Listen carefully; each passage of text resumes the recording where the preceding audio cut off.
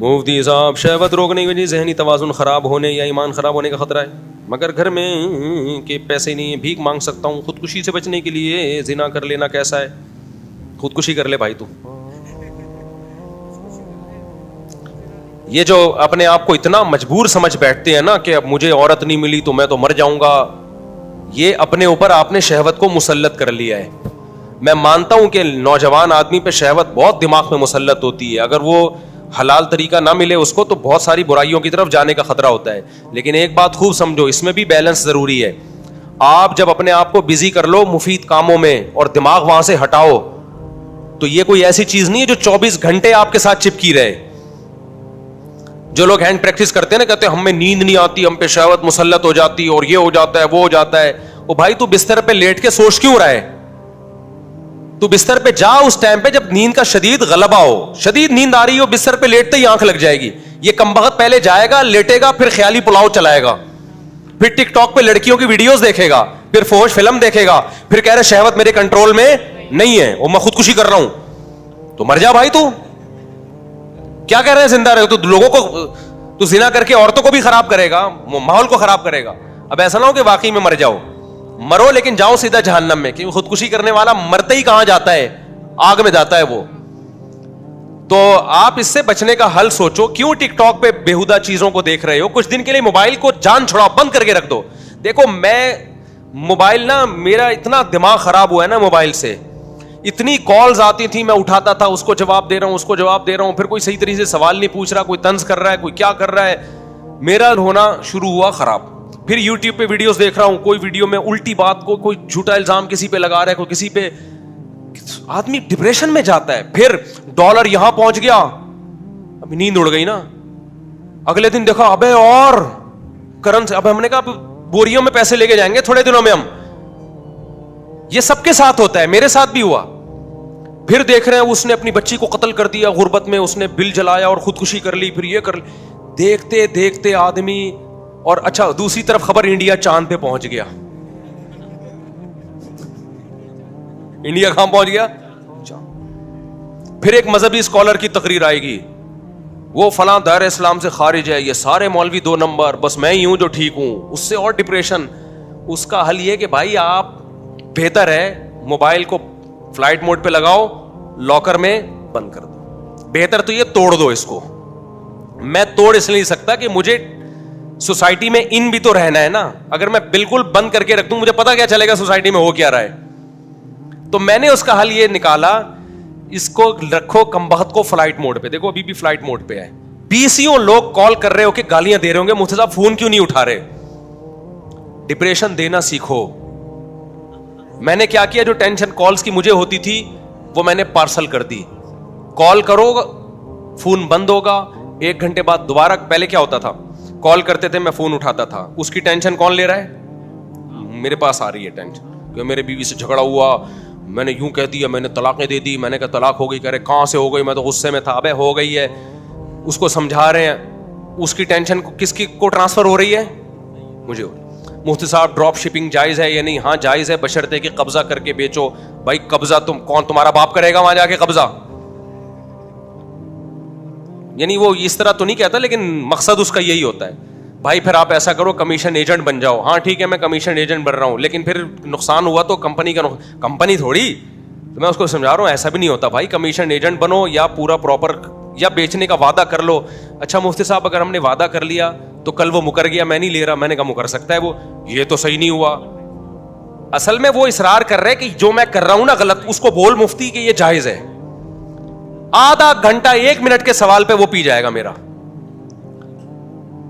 پھر بھی وہ کرے گا ضرور. وہ فتویٰ 3 طلاق کے 1 ہونے کا بھی لے آئے گا. وہ تو مجھ سے ٹرائی کے لیے پوچھ رہا تھا کہ اگر یہیں سے مل جاتا ہے 1 ہوئی ہے تو پھر تو ہمیں وہاں جانے کی ضرورت نہیں ہے. یہاں سے جب نا امید ہو گئے تو چلو اب اہل حدیث سے ٹرائی مارو. اس کی ٹینشن ہم اٹھا رہے ہیں. پھر دوسرا فون، پھر تیسرا فون، بیوی بھاگ گئی ہے. ابے میں کہاں سے پکڑ کے لاؤں تیری بیوی کو اگر تیری بیوی بھاگ گئی ہے؟ پھر چوتھا فون آئے گا، مفتی صاحب آپ کے بیان سن کے میں بہت متاثر ہوا ہوں اور میرا بھی 4 شادیوں کا ارادہ ہے. میں تھوڑی سی ٹینشن میری ختم ہوئی نا. اگلا ہوگا مفتی صاحب کوئی اچھا سا رشتہ بتا دیں آپ. اگلا یہ مفتی صاحب کوئی اچھا سا رشتہ. بھائی ہم رشتوں کا کام نہیں کرتے صاحب. آپ اتنے بیانات یار, ہم صاحب آپ گھننے نہیں بنو یار. آپ اتنے بیانات کرتے ہو کہ آپ کے پاس رشتے نہیں ہوں گے.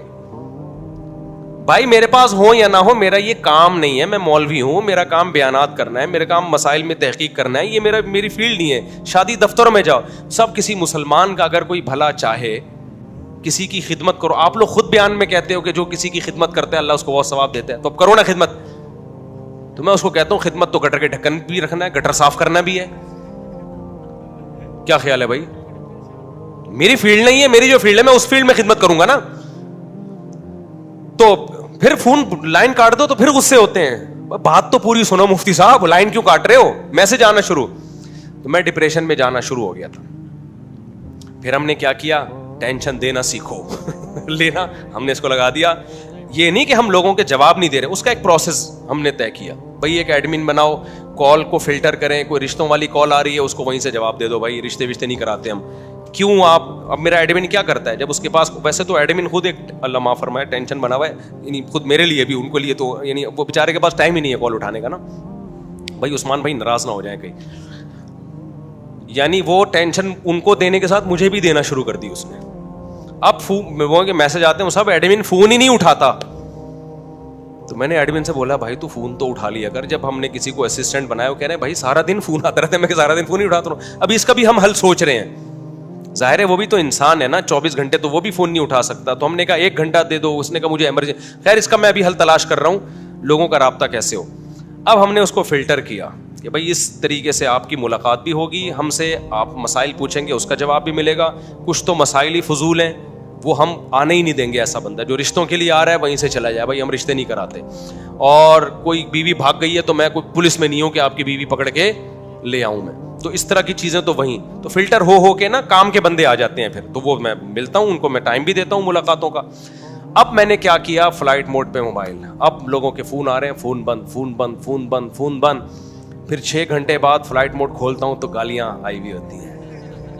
مفتی صاحب تکبر سے, کل کسی کا انڈیا سے میں تکبر سے اللہ بچائے. تو میں کہتا ہوں ٹینشن اب لینے کی نہیں ہو رہی, کس کی ہو رہی ہے؟ ہاں تکبر بہت بری چیز ہے.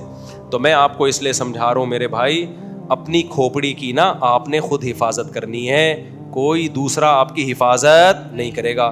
اور اس زمانے میں کھوپڑی کو خراب کرنے والی چیزوں میں سب سے زیادہ مؤثر چیز موبائل ہے. جس کو بیٹھے بیٹھے پاگل ہونے کا شوق ہو, پہلے زمانے میں بھی پاگل ہوتے تھے, کوئی پتھر لگا سر پہ, گہری چوٹ آئی, پاگل ہو گئے. سمجھ میں آتا ہے بھائی پتھر لگنے سے انسان کیا ہوتا ہے, پاگل.